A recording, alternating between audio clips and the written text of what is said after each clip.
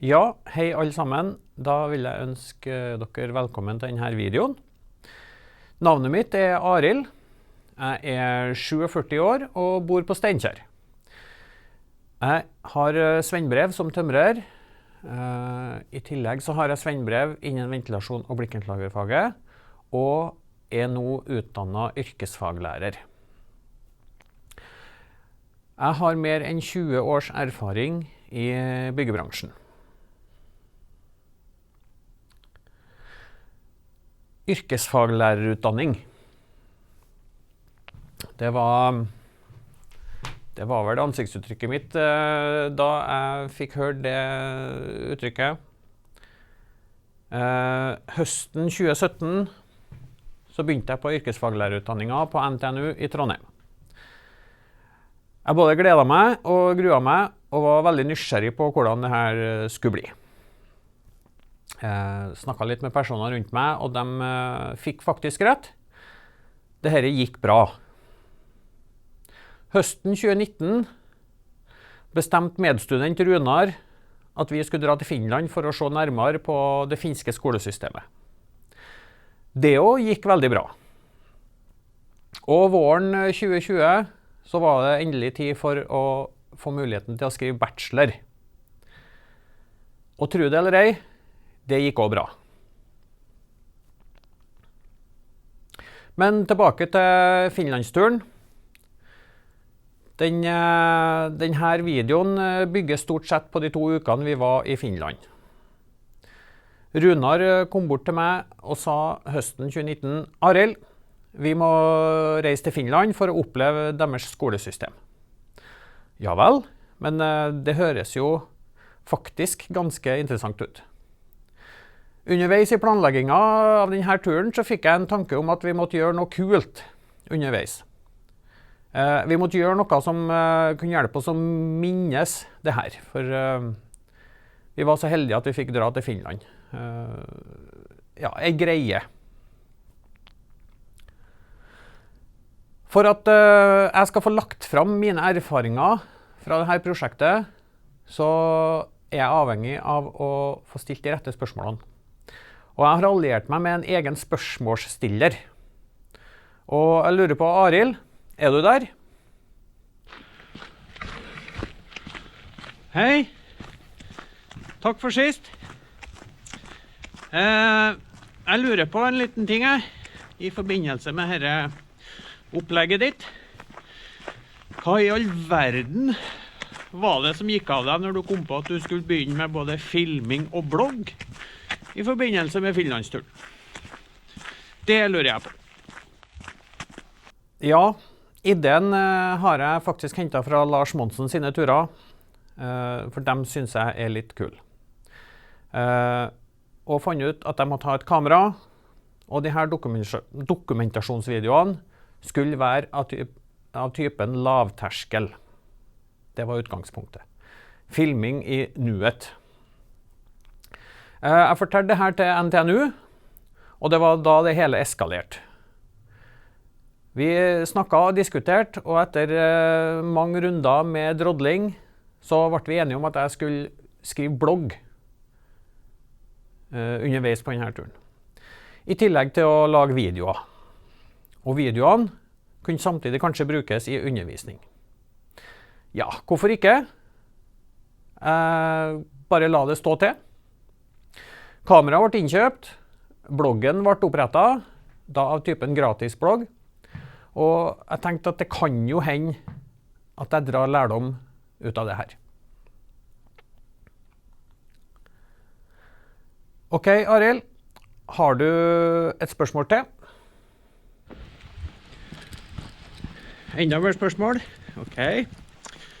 Akkurat nå er jeg ute og lufter hobbyen min. Det er her. Og jakthunder, det krever mye arbeid å få dem, få dem i orden, så det går an å jakte med dem.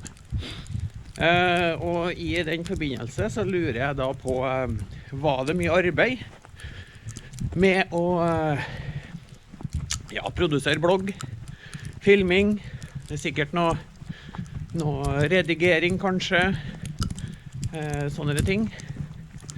Så jeg lurer rett og slett på om det var mye arbeid med dette prosjektet.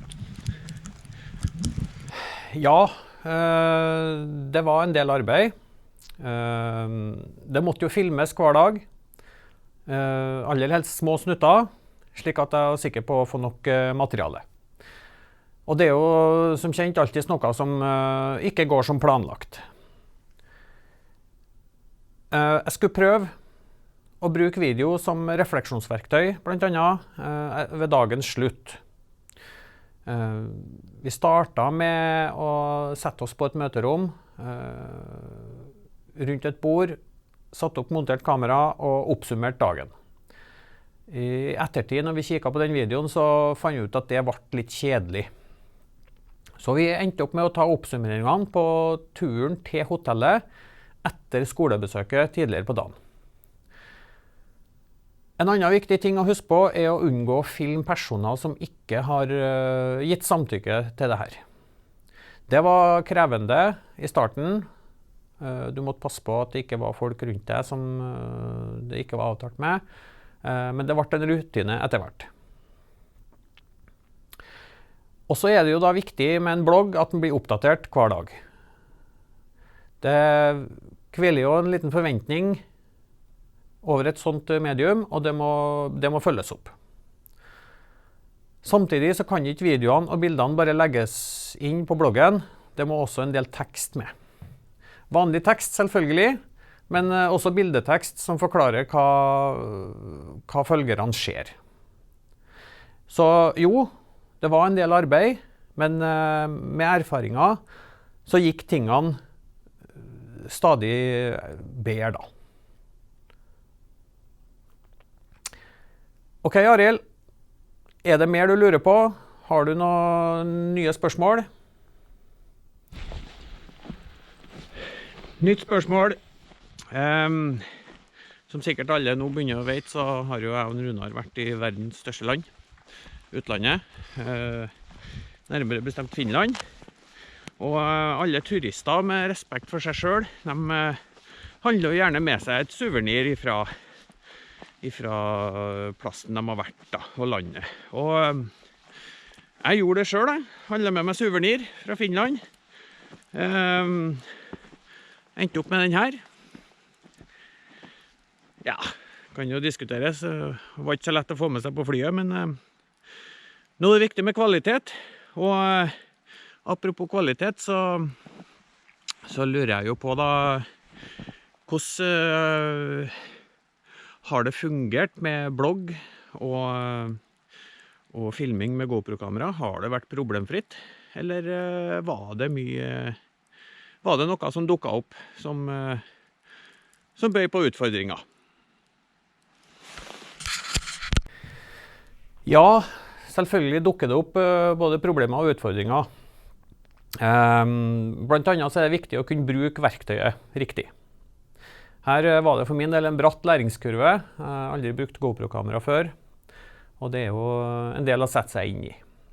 Blant annet så første filmene så brukte jeg for høy oppløsning, og det gjorde jo sitt til at videoen ble alt for stor.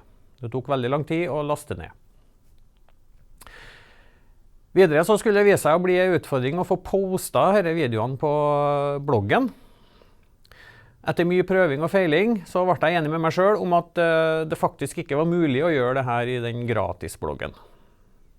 Og det var jo et lite skudd for baugen. Men jeg er nødt til å gå videre. Og så var det bloggeren og følgerne. De hadde liten eller ingen erfaring med bruk av det her før. Så det gikk med en del tid på å finne ut hvordan bloggen fungerte.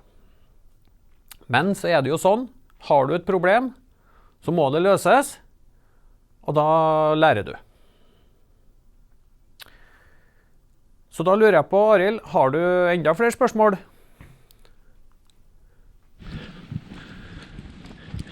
Jeg har mange spørsmål. Det er sikkert, ja. Ja, for eksempel, hva sitter du igjen med av tanker om dette her kan være noe i forbindelse med undervisning? Er blogg en ting du kan bruke? Video, filming? Hvilke tanker har du om det?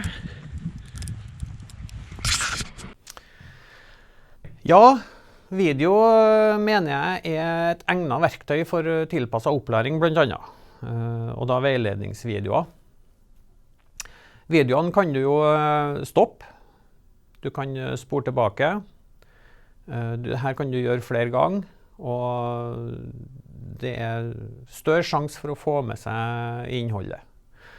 Og innholdet vil jo da ikke forandre seg, det vil jo forbli det du filmer. Samtidig så er det mulig å vise denne videoen til flere klasser og skoler, og da få samme undervisninger. Det er egnet for refleksjon og loggføring. Dokumentasjonsverktøy og kvalitetssikring av undervisninger passer det kjempegodt til. Og så er det jo da en kilde, ikke bare til gøy, men også masse moro. Jeg har jo hatt det kjempeartig når jeg holdt på å lage de her videoene, og blant annet denne videoen her også. Så det har gitt meg masse. Så bortsett fra samtykke fra personer som skal filmes, så er fantasien det eneste som setter begrensningene her. I tillegg så har jeg et bilde fra bloggen min på siden her.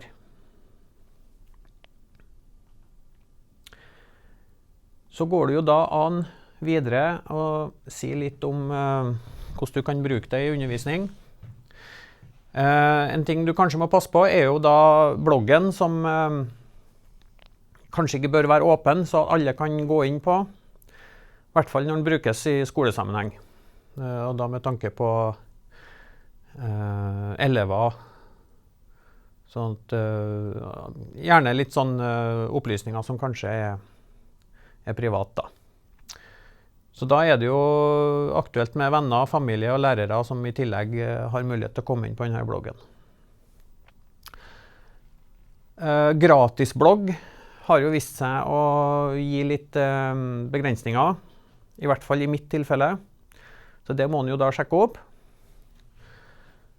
Men så er det jo da store muligheter for begrepslæring ved bruk av video og blogg, hvor da faguttrykkene må utdypes.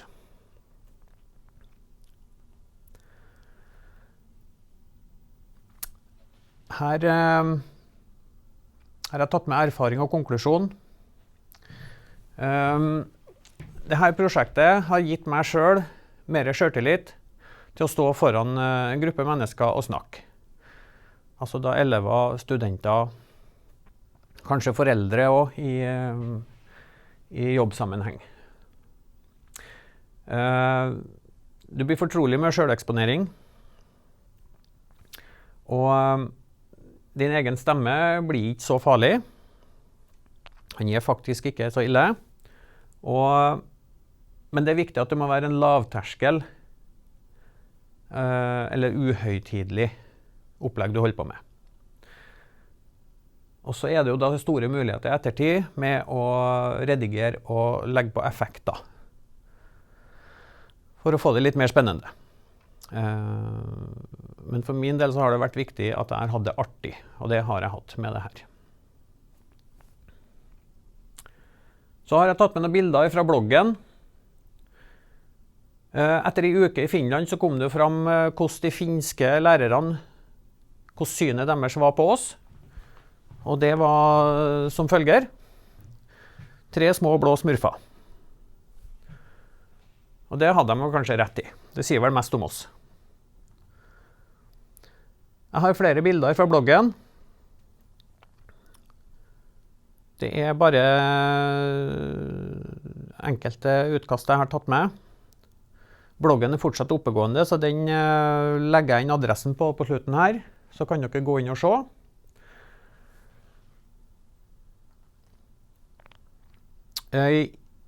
I starten så tenkte jeg at for å få følgerne med på dette her, så må jeg engasjere dem på noe vis.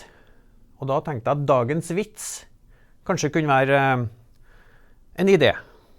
Og det gjennomførte jeg. Det ble en ny vits hver dag. Og jeg fikk tilbakemeldinger på at det var bra. Det var litt artig. Så det er sånne ting det går an å tenke på i tillegg. Flere bilder. Her er det fra den dagen vi var på Yrkesakademien i Vasa. Bilder fra verksted. Stor skole. Trivelige folk. Vi ble godt mottatt. Og her har vi bildet av en robot som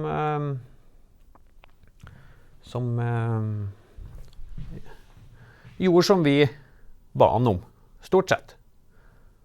Så her står han og kikker på en av lærerne.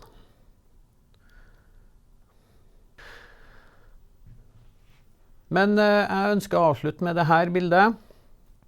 Jeg håper denne videoen har vært en kilde til inspirasjon for andre lærere som har lyst til å utvikle undervisningen ved bruk av video. Denne formen for undervisning og formidling ble jo da mer aktuell etter våren 2020 på grunn av covid-19 og hjemmeundervisning. Så da vil jeg takke for meg, og så ønsker jeg dere alle lykke til